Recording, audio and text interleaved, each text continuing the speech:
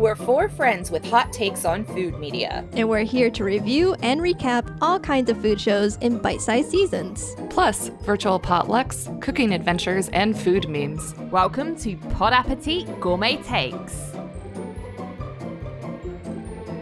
Thank you, Sunbeams. Hello, everyone. Welcome to another exciting Reddit talk here on Our Food. My name is Meg, and I'll be your host today. I'm also a host on Pod Appétit Gourmet Takes, a podcast that reviews and recaps all kinds of food shows in bite-sized seasons. You can find us on your favorite podcatcher. Today, it's my absolute pleasure to welcome culinary legend Pati Jinich as our guest. Born and raised in Mexico City, Pati Jinich hosts the three-time James Beard Award-winning PBS television series Pati's Mexican Table and the PBS primetime docuseries La Frontera. She is the resident chef at the Mexican Cultural Institute in Washington, D.C., and author of the New York Times bestselling cookbook Treasures of the Mexican Table. Season 11 of Pati's Mexican Table just kicked off last week. You can watch new episodes on your local PBS station or at pbs.org. Pati, thank you so much for being here. Thank you so much for having me here. What a treat. Yes, it's wonderful to have you here. And for everyone who's tuning in, just to let you know how this is going to work, for about the next hour, you get to ask Pati your questions. It's essentially like a live audio AMA. So if you want to chat with Pati and ask your question, you can do so by raising your hand, which means clicking the hand icon, which you will see on your screen. And then if you receive an invite to come up on stage, please accept that invite. And when prompted to do so by myself or Pati, please go ahead and unmute yourself to ask your question. You can mute and unmute yourself by clicking the microphone icon. You can also leave written questions in the comment thread if you're feeling a little shy. We will be checking the questions there as well. And we'll try to get through as many as possible. So let's get started. Start clicking that hand icon and we'll send some invites for y'all to come up on stage. But in the meantime, so Pati, season 11 of Pati's Mexican Table premiered just a few days ago. For our listeners out there who may not be familiar with Pati's Mexican Table, can you please tell us a little bit about your show and what we can expect from this brand new season? Of course. So Pati's Mexican Table is it's a combination travelogue cooking show.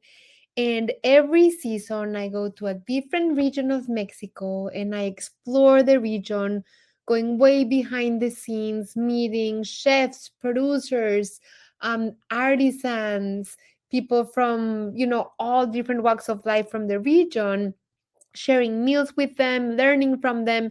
And then I come back to my kitchen, which is here in the US, in the Washington, D.C. area. And I share ways as to how you can incorporate the ingredients, the dishes, or just the inspiration behind that region into your everyday life. And Pati's Mexican Table started like a decade ago. And it started after I switched careers from being a political analyst to a chef. I was so hungry to share my home country with the US and my new home. And I started sharing the regions and the places that I knew that I was homesick for. And as the years started moving on, I started exploring the regions that I hadn't been to, that I hadn't explored. So at the same time, my relationship with my viewers has changed so much from being, a community where I'm sharing what I missed and what I know to true companions that come with me to explore on these adventures that are new for me as well. So season 11 is that case. I go to Nuevo León, which is a state in Mexico, in northeast of Mexico. It's a place I had never been before. And I was really, really dying to get to. And it was just fascinating. I learned so much. So you can expect to learn a lot of, from the northeast of Mexico, which not many people know about. I feel like people know about Oaxaca, they know about Puebla or the Yucatan Peninsula, but not many people know about Nuevo León. Amazing. Yes, I checked out the first episode of this new season. I loved it. I can't wait for more. Yay! You're making my day. Thank you so much for watching. We put so much work and heart and soul into these episodes. And when I meet people that watch the show or that make the recipes, I just have so much gratitude because you're inviting me into your home. It really shows the love and care that goes into the show, and I encourage everyone listening to definitely watch. And we do have a listener on the stage to ask a question. I ate the thing. Please unmute yourself. Hello, can you hear me? Hi. Hi, Pati, ¿cómo estás? Muy bien, ¿y tú? I love your name. So your name is I Oh, Ate the Thing? yeah. I just want to say thank you so much for everything you do to contribute to the food world. I remember finding you probably 5 years ago on Instagram, and ever since then, told my mom about you, and she loves Mm. everything that you love that you show cooking. You make everything really enjoyable to watch, and being in the restaurant industry, I really like your approach. It's just very simple and to the point, and it shows how much care you put into all of your recipes. So I want to thank you for all of that you do. My Thank you question. so much. Thank you for taking the time to share that. And thank you for spreading the word with your mom. Oh yeah, she loves you. She always tells me like, "Oh, I found a receta from Pati. Like, I really want to do it."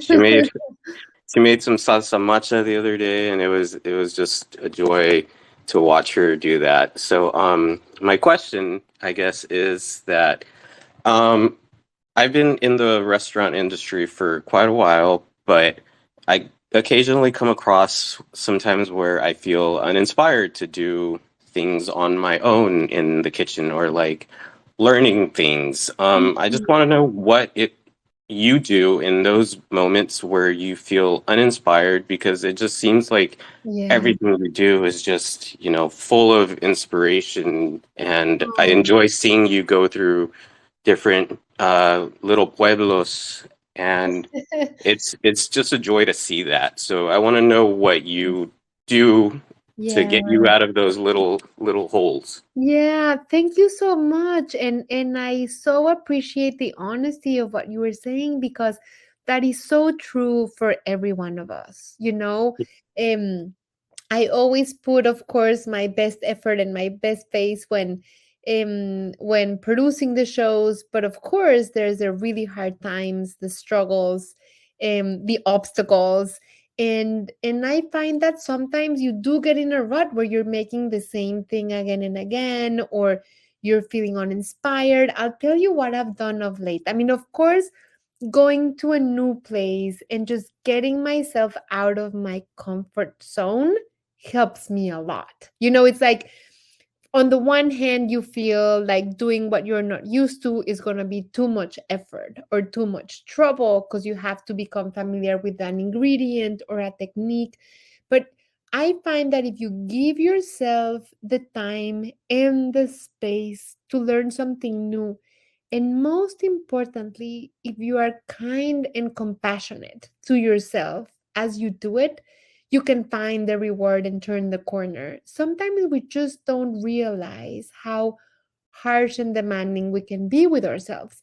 You may think, I want to do something new, I want to be inspired, but you want to do it 10 minutes before you need to put dinner on the table.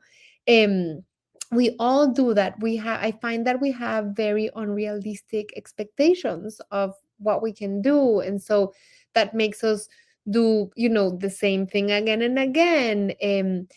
I find that of late, aside of getting inspired when I go to new places and see what other people do and brainstorming, I find that I am getting so inspired by learning from my kids.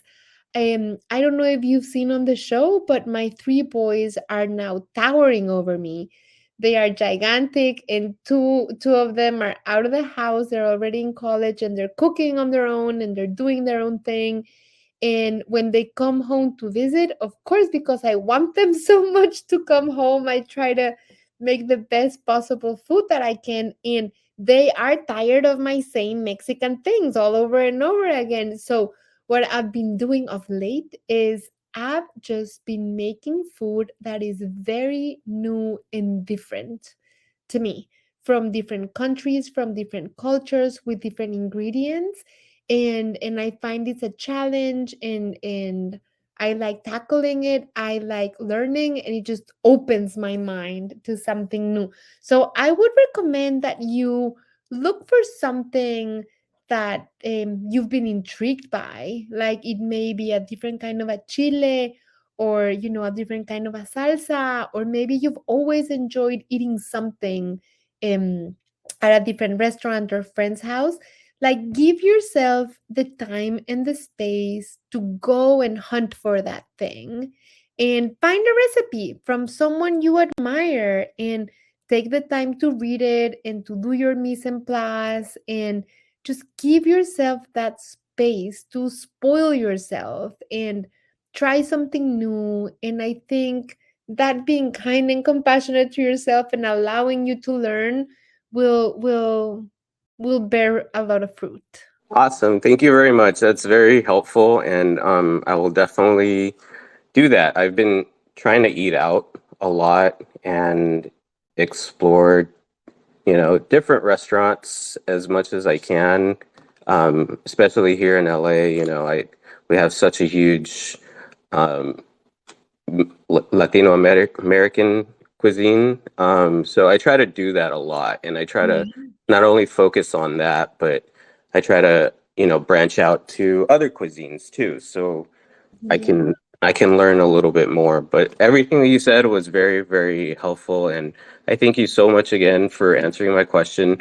My mom just wants to say hi. Really quick. Of course. Well, you have to tell me what's your name and what's your mom's name. My name is Jason. My mom's name is Maggie. Hi, Jason. Hi, Maggie. Hi, Patty. I love your programs, and I love every time you cook. If I have a chance, I keep an eye on what you're cooking, and I love.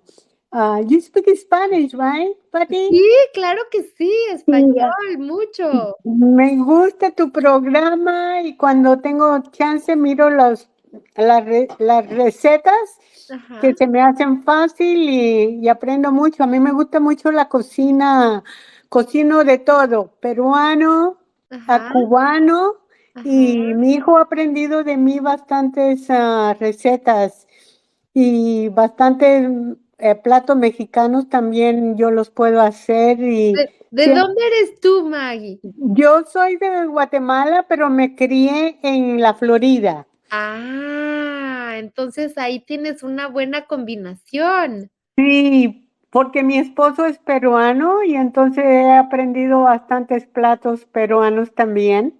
Ajá. Y como te digo, muchos platos cubanos hago. Mucho, mucho. Claro, porque en Florida hay mucho, qué rico. Pues mira, Sí, qué rico que tienes a tu hijo que también le gusta cocinar y que pueden sí, compartir ese sí, amor por la comida. ¡Qué bendición! Pues muchas sí, gracias por invitarme a su casa a través de ver mi programa, y ya saben que yo aquí estoy claro. en redes como Pati Jinich, Ah, y si cualquier ajá, momento me quieren mandar un mensaje o lo que sea, podemos sí. Muy linda tu familia, los niños que comen de todo lo que tú cocinas. Me gusta porque no pierden las tradiciones y el sabor que tienes, y tienes una bendición porque viajas por todos los lugares de México. Te he visto aprendiendo las costumbres de otros pueblos, y es muy interesante, muy, muy bonito. Ay, Sí, gracias. ya. Ok, Pati, que tengas un buen día, y me dio mucho gusto estar contigo, por lo menos esta vez. Igualmente, Thank you, gracias. Pati. We love you, and we appreciate everything that you do. Oh, thank you so much, Me guys. gustan tus carnitas, como las haces. Otro Oh yeah, día your voy a carnitas ver para are great. aprenderla de la manera más fácil, para hacer carnitas y tortillas a mano. Qué rico. Thank you for Claro. trying. Okay, Patty, take care. Thank you. That was delightful. All right, that's going to be really hard to follow up, but Sterling Silver Bullet, if you could please unmute yourself and ask Patty your question. All right. Hey, thanks a lot for that. saludos, Pati. It's wonderful to meet you and talk Hi. to you. I again love almost everything you do. It's fantastic work. I mean, really getting out there and exposing a lot of people to things that they are not otherwise going to be able to see. However, I do have a question that always runs through my head whenever I see somebody who has such a adventurous mindset when it comes to exploring different foods, whether they're you know Latino or whatever. Is there anything that really gets under your skin going and seeing at different restaurants, trying things to mix in with more traditional things that really just gets under your skin that you see That kind of bothers me. cross-pollinating? Yeah, that is such a great question, and thank you for jumping in to connect and to ask a question. Um, I have to say, there are two things that kind of irritate me. One is when I run into very pretentious food that doesn't deliver. So I'm all about home style, delicious, messy food that you can swim in, that you can devour, that it's unpretentious, that is easy, accessible. I'm all about food that tells stories and shares stories. And to your first point of things that belong and don't belong, I think there are the classic dishes that have been passed down through generations and in different locations and that speak to the DNA of a community or a region that continue to be passing on, like the chiles en nogada that you mentioned, or a mole poblano, or some enchiladas suizas. I think that those classics should continue to be passed on and we should treasure them. I think there is a space for new dishes because if you think about it, all those dishes that are now classic, at one point they were new, but then they became classic because they were so good. So I am open to experimentation or playing with ingredients or techniques.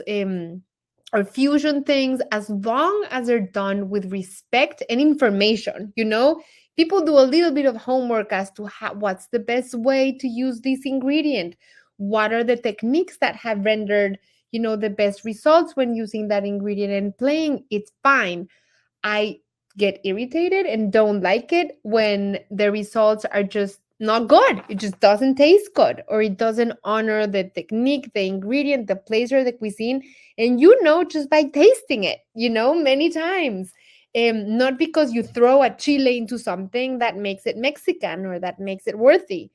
So I think things that, and I'm of course understanding, I'm all about, of course, playing and experimenting. I think that's one road that you can walk at the same time as passing on the classics.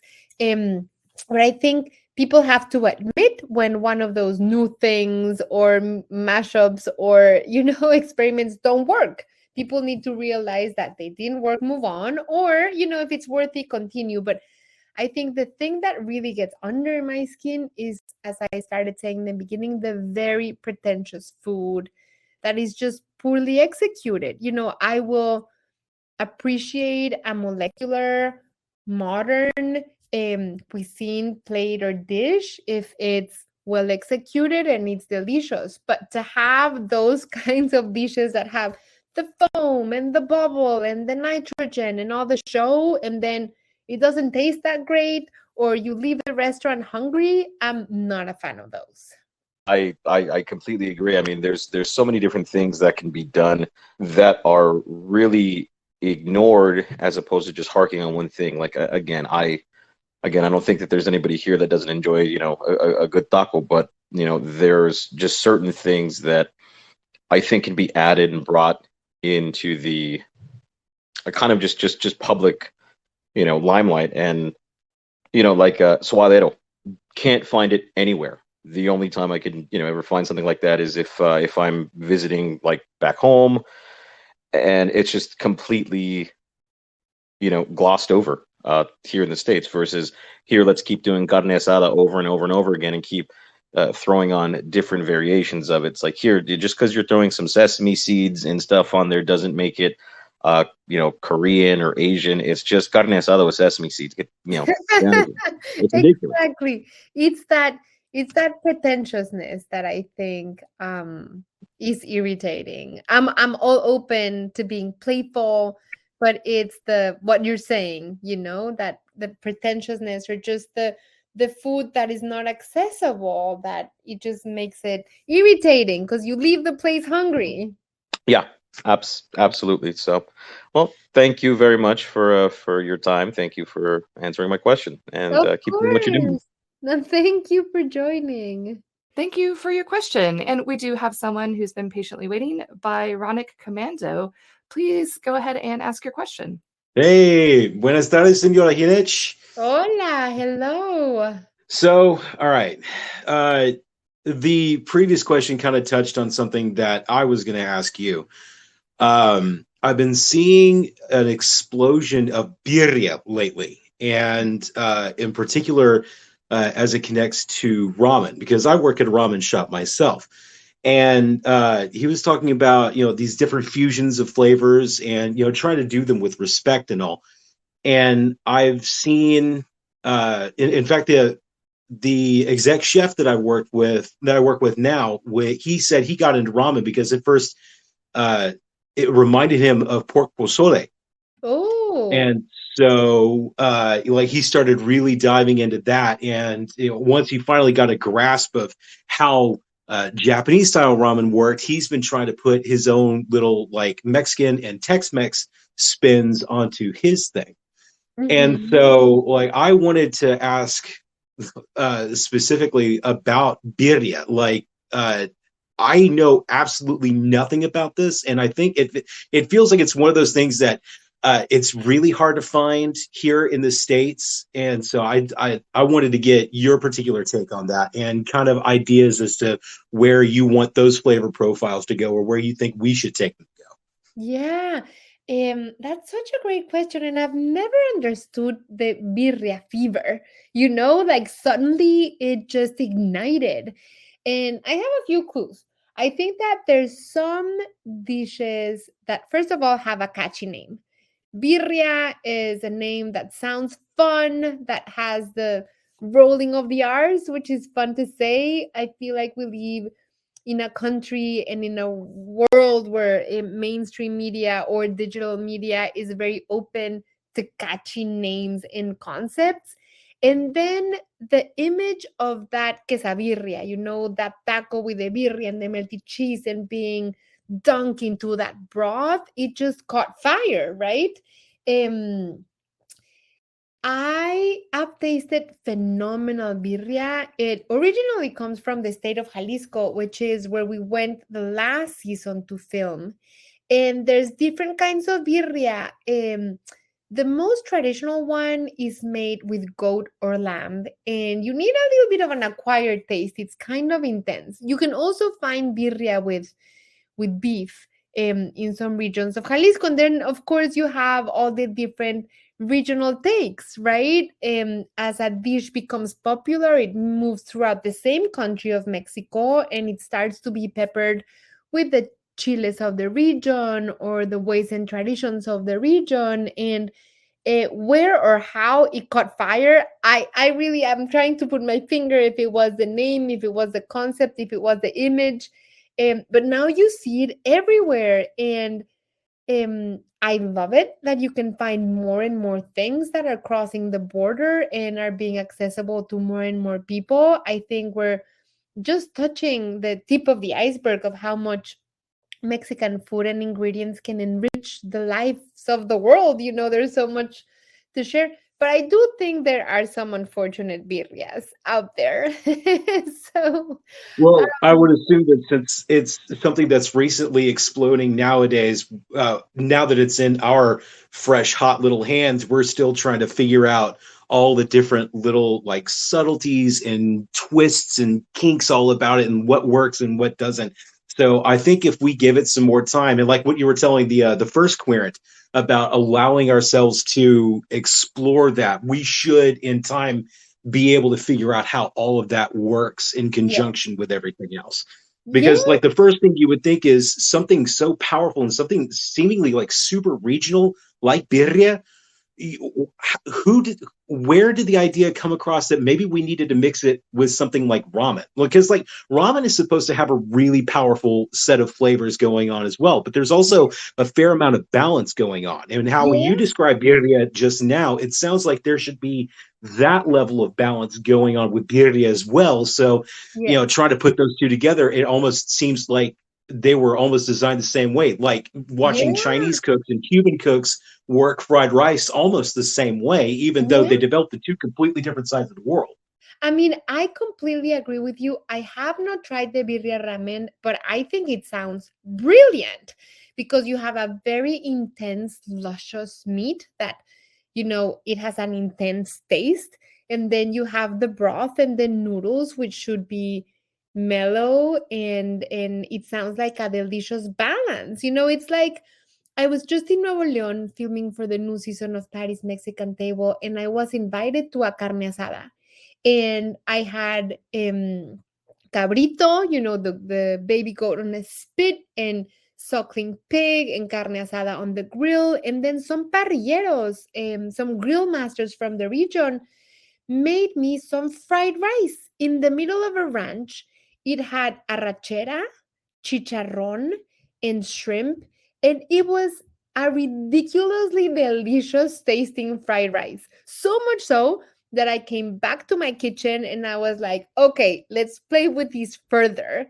And I came up with like a honey glazed pork belly, skirt steak, and also shrimp fried rice that played with that idea.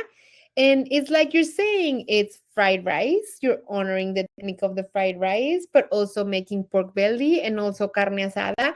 And there's no reason why certain things couldn't work together. And then it becomes a new kind of a classic.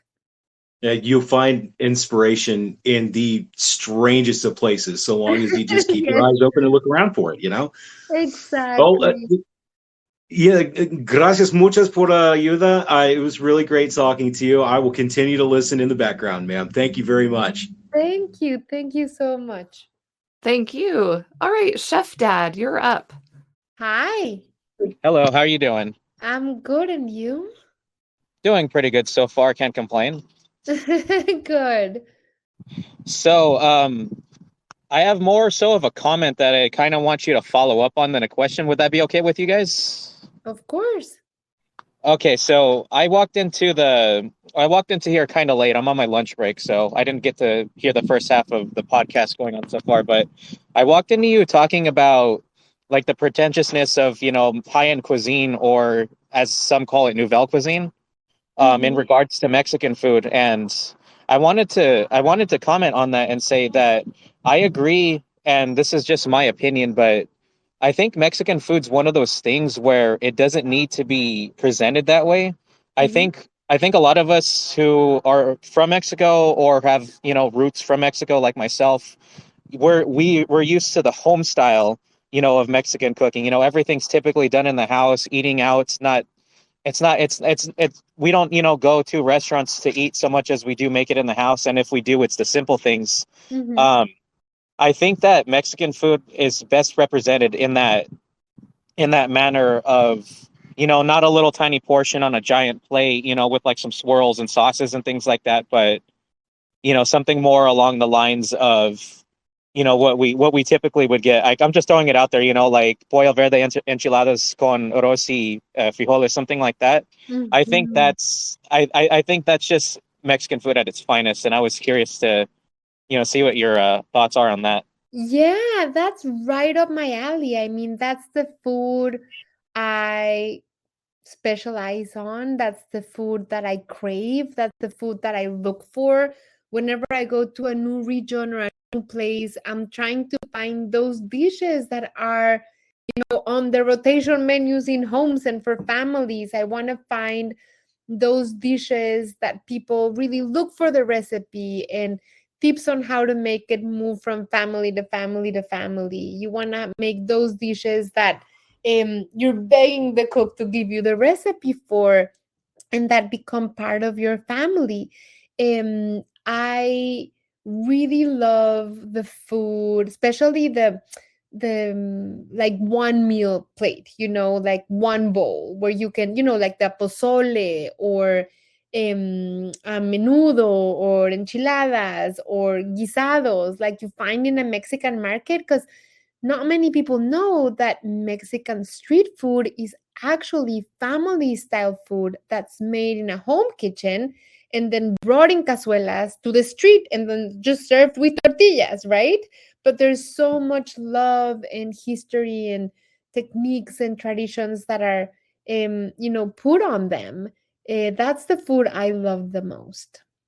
And I think that increasingly people here in the US and everywhere are getting to know those kinds of foods, the carne con chile or the carne guisada, the chile rellenos, the different kinds of Mexican red rice, the Mexican wedding rice, or the frijoles charros, or the different things that also are not only great for families and for repeating, but I think we specialize, like Mexicans, we specialize in things that are great to make in big batches and then repurposable. You make a big batch of chicken tinga or pollo pibil or frijoles charros, and you eat it one day with rice, the next day in tacos, the next day you tuck it into a torta.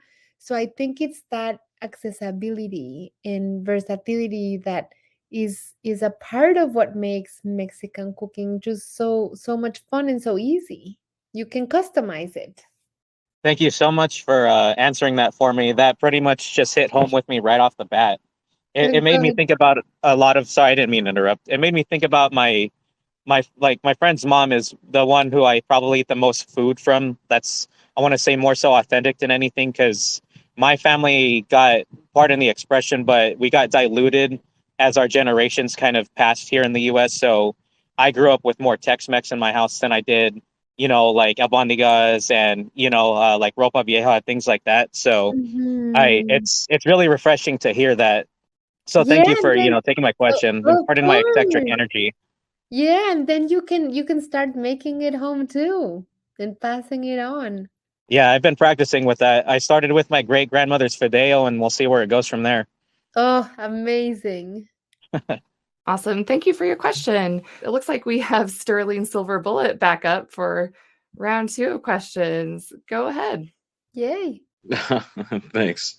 As far as some of the lesser known cuts or proteins, I mean, here at home we use a lot of different things. Like we use buche, we use suadero, and tripa. So which one of the more, I guess, off kilter proteins that we see a lot in different parts of Mexico? Because again, I grew up on the Jalisco Nayarit border, so like Vallarta all the way up through San Blas, and so we see a lot of different types of meats that are all cut that you come here in the States. I'm in the Southwest region and we're in Arizona right now, and it's just like alien to most food.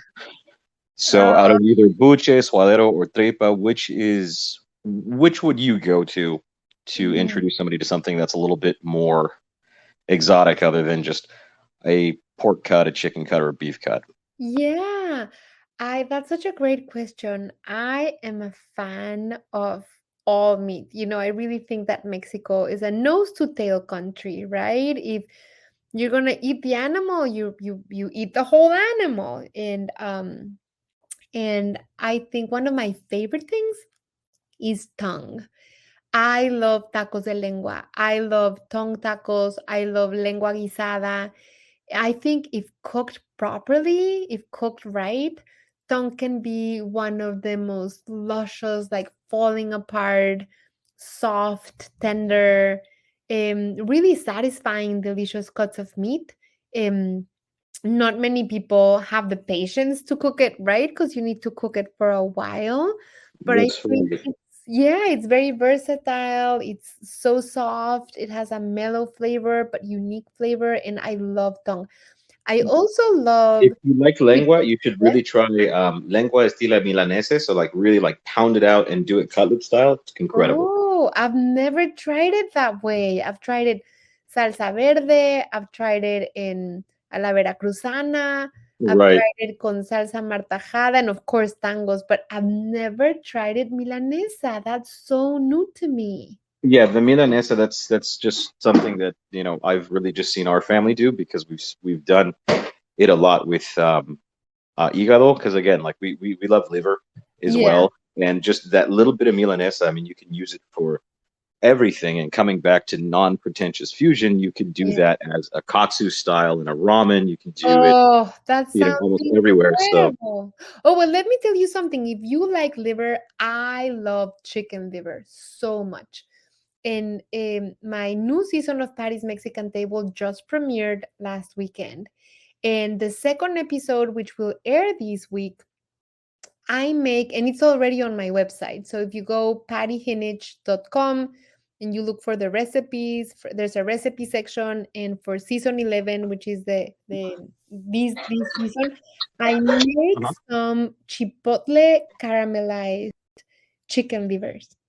oh And yes, I absolutely. worked so hard on them to get them right because I grew up eating chicken livers with onion on top of rice every week. My mom used to say that we needed to eat chicken livers once a week. So she los higaditos encebollados, on top of rice at least once a week. And I would always add chipotle in adobo on the side. And I learned from my mom how to tame a little bit of the metallic taste from the chicken livers.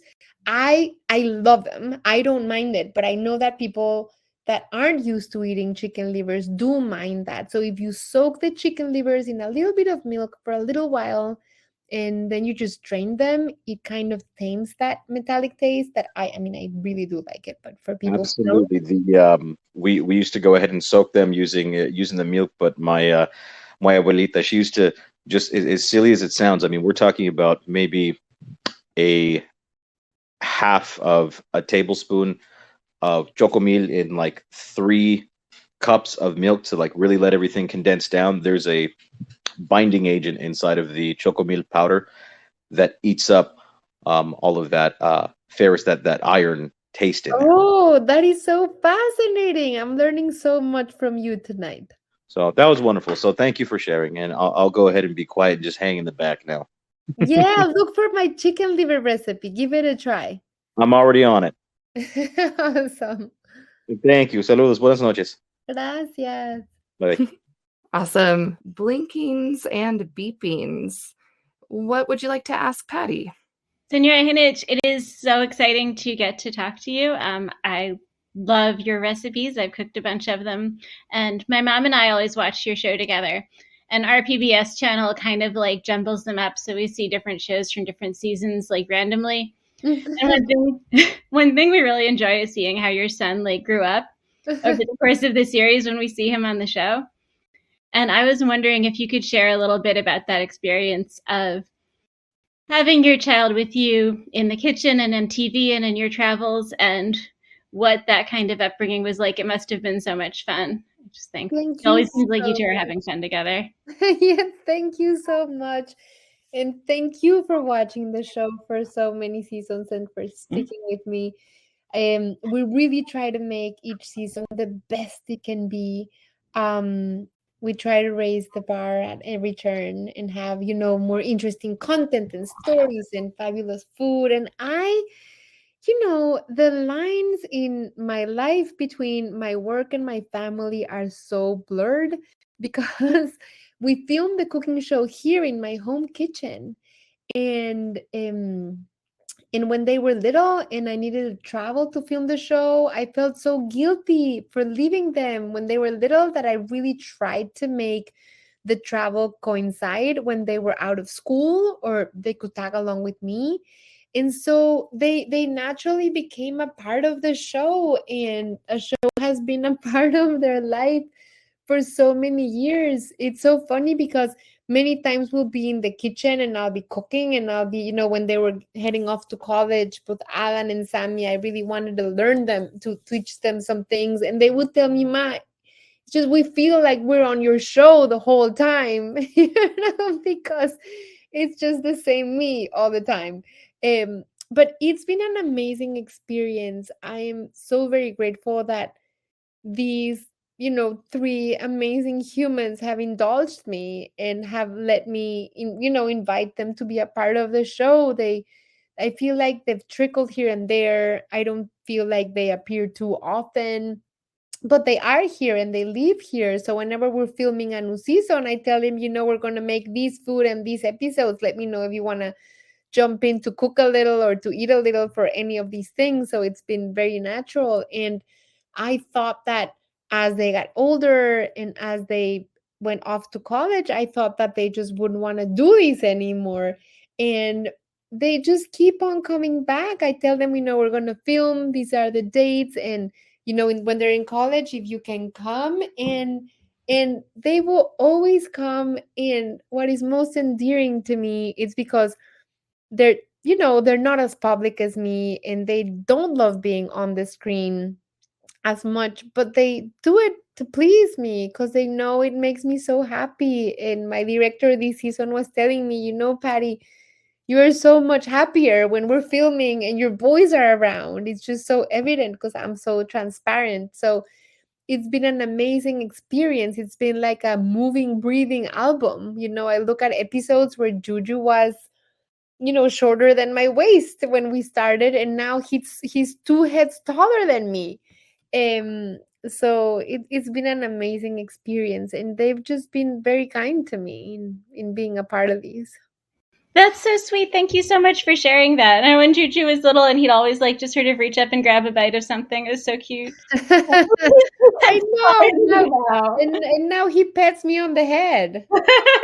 That's just wild. Time flies. I know. And you look exactly the same. Yes, I know. It is really crazy. If you look, I just actually posted. So the first episode of the new season, Juju cooks with me. It just aired this week, and you can watch it on pbs.org. It's there. It doesn't have a wall. And I just posted on my Instagram, which is at Pati Jinich. I posted one of the recipes of the show, which Juju made with me, which is these, potatoes. If you scroll, there's a photo of the potatoes, and if you scroll to the next photo, you will see Juju. Because we had this amazing cheese pool with some potatoes, and if you see, he's like a head taller than me. I'll have to check that out. Thank you. Thank you. I'm loving all these family stories of everyone sharing your show together. That's lovely. If you would like to ask Pati a question, you can do so by raising your hand by clicking the hand icon, and you may be invited to the stage to ask your question. In the meantime, I'm going to the comment thread, and I see a message from MJC who says, Pati, hello. What is your favorite chili pepper? Oh my gosh, that is a hard question. Why do you guys do this to me? I love all chili peppers. I think they all have a very different personality. Even though you can replace or sub one chile for another, for example, you can easily sub a jalapeno for a serrano or vice versa. There's some recipes where you could use an ancho or a guajillo and it's okay. But I feel like chiles are like vegetables with a ton of personality. There's some chiles that are not spicy at all. There's some chiles that are, so incredibly feisty and aggressive and powerful in terms of heat. There's some that taste like chocolate or prunes, like the ancho chile. There's some that are metallic and bitter, like the pasilla. And then I think of late, I've been using a lot of chile piquin, which is a feisty little red chile. When it's dried, it's green when it's fresh. Very common in the state of Nuevo León, where I was just filming for the latest season of Pati's Mexican Table. But maybe, the one that I use the most is a jalapeno or serrano, just for every day. I use it to make every possible eggs in the morning. I love eggs. I eat eggs every morning. But I think if you had to ask me, like, what is my favorite one that I really can't live without, I would say chipotle sin adobo sauce. I'm obsessed with that condiment. Chipotle sin adobo sauce. First of all, you have to understand the chipotle chile. The chipotle is a jalapeno that has been picked ripe, so when red and not green, and then it's left to dry in the sun, and then it's smoked. And so all of the flavors from the chile really intensify, and what was a little sweet becomes really sweeter. What was spicy becomes feisty, and it becomes rustic with a smoky. And then that dried chile, which has already been transformed and its flavors have become concentrated, it becomes marinated in an adobo sauce with spices and vinegar and tomato sauce. And it just becomes this addicting thing that's sweet, it's spicy, it's rustic, it's smoky, and you can buy it in a jar or a can. My favorite brand is La Costeña. You can find it anywhere. And we go through like 5 or 6 cans a week. And you can add it to your sandwiches, you can add it to your beans, you can add it to your stews. I mean, it's just, you can use it in so many ways. Some people add it to their chocolate cakes. That sounds amazing. Did you say mole was something you could use that with as well? Yeah, of course. Yes. That sounds delicious. Okay, there's a question here in the comment section that is making me laugh. Crollo Kev says, guac, please. I want to learn how to make the best guacamole so my wife loves me even more. Well, I was just last Friday, I was very lucky because I was invited to Good Morning America on National Guacamole Day. And I made 3 different kinds of guacamole with 3 of their hosts.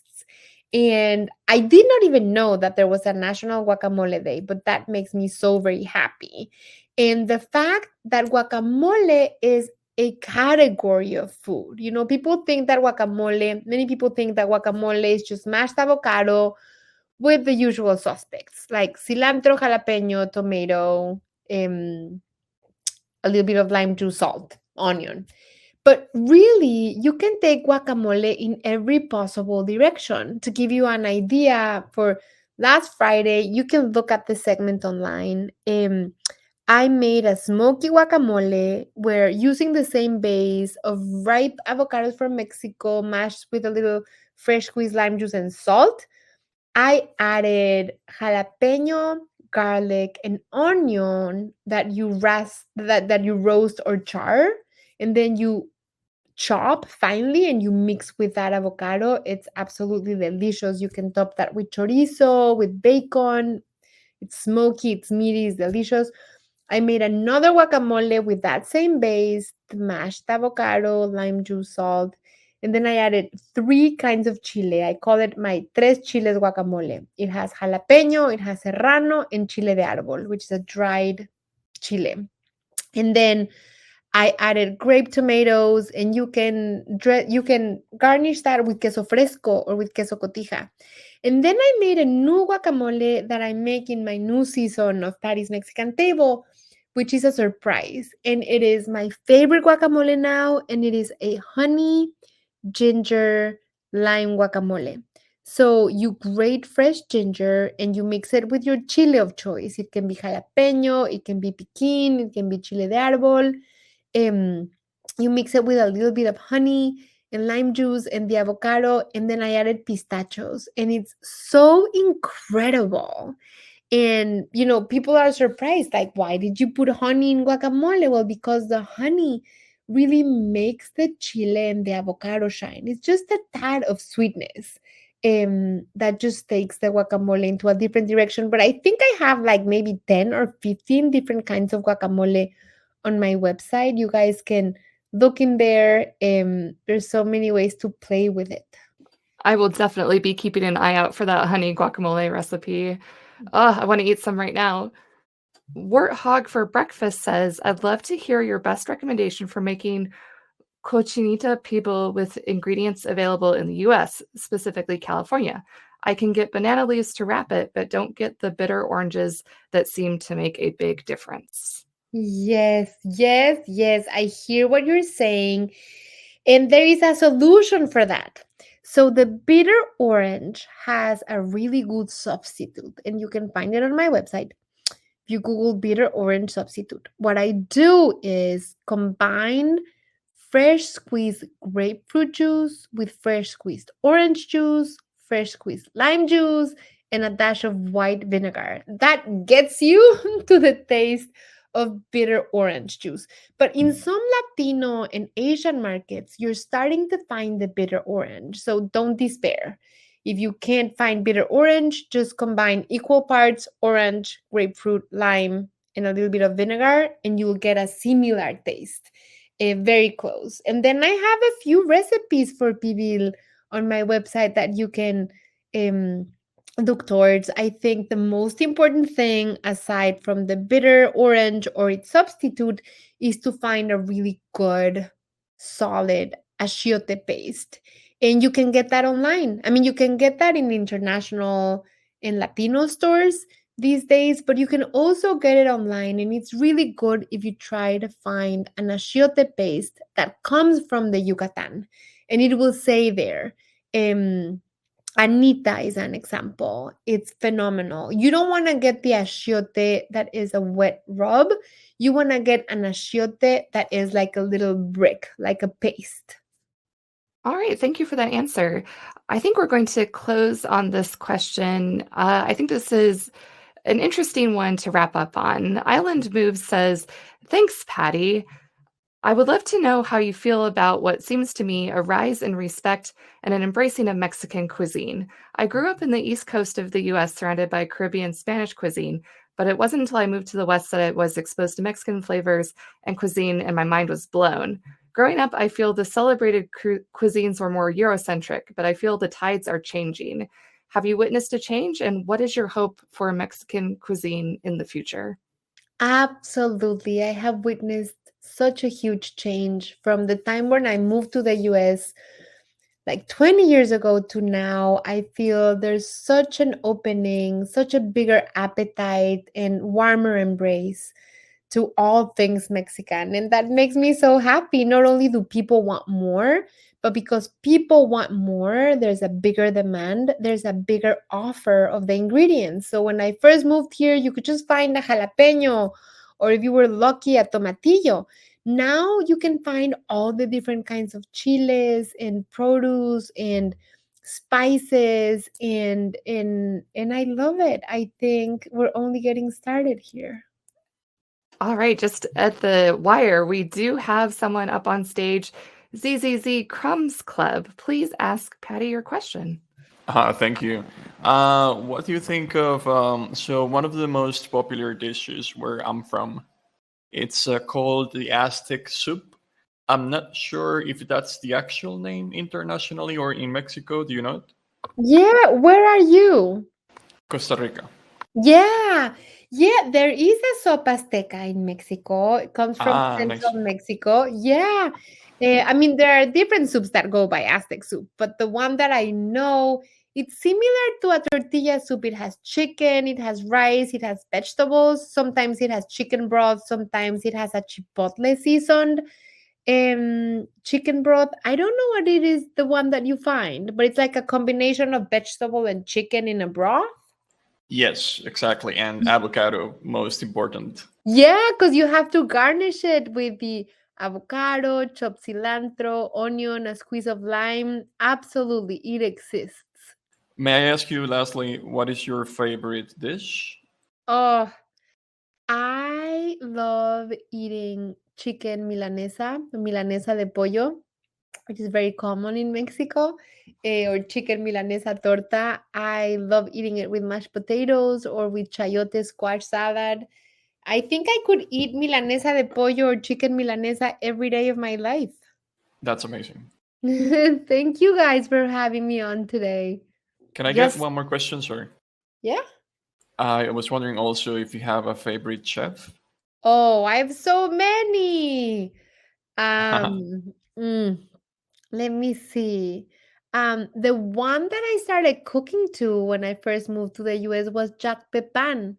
I really like him because I was intimidated by French cuisine and he made it accessible and easy. I love Lidia Bastianich. There's so many amazing chefs in Mexico now. Enrique Olvera is phenomenal. Gabriela Cámara, Elena Raigadas. There's just so many people to look up to. Amazing. All right. Well, Pati, it's been a real honor and pleasure to have you here with us today. Where would people be able to find you online and on their TV screens? So patijinich.com is my website. You can find all of my information there. You can find Pati's Mexican Table, which is my TV series, on Amazon Prime or pbs.org. And you can find me on social at patijinich.com or Pati Jinich in every platform. Awesome. Thank you so much, everyone. Go follow Pati online. And if you'd like to hear more from me and my podcast, Pod Appétit Gourmet Takes, you can find us on your favorite podcatcher or go to podappetitpodcast.com. And stay tuned on our food. We do have another Reddit talk coming up later this month on Wednesday, September 28th at 1 p.m. Pacific time. We will be speaking with Ji-Hae Kim, who is the chef and owner of Miss Kim in Ann Arbor, Michigan, and was named a Best New Chef of 2021 by Food and Wine magazine. So look for that on Wednesday, September 28th. Pati, once again, thank you so much and have a wonderful evening. Thank you. Thanks for listening to Pod Appétit Gourmet Takes. We'd love to hear from you, so find us on Twitter and Instagram at pod_appétit. And on Facebook at Pod Appétit Podcast. You can also email us at podappetitpodcast@gmail.com and find all of our episodes on our website, podappetitpodcast.com.